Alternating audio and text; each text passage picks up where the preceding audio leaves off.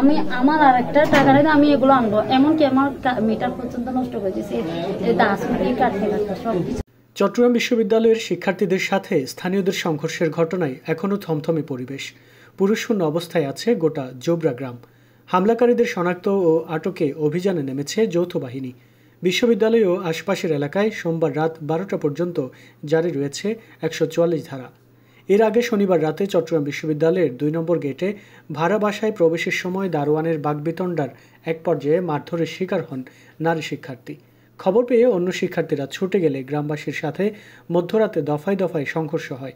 এর জেরে রোববার সারাদিন দফায় দফায় স্থানীয় ও চবি শিক্ষার্থীদের মধ্যে সংঘর্ষ হয়। চলে ধাওয়া পাল্টা ধাওয়া। আহত হয় প্রভিসি, প্রক্টর, গণমাধ্যম কর্মী সহ অন্তত 2 শতাধিক শিক্ষার্থী। ঘটনার তদন্তে রোববার রাতে 21 সদস্যের কমিটি গঠন করেছে বিশ্ববিদ্যালয় প্রশাসন।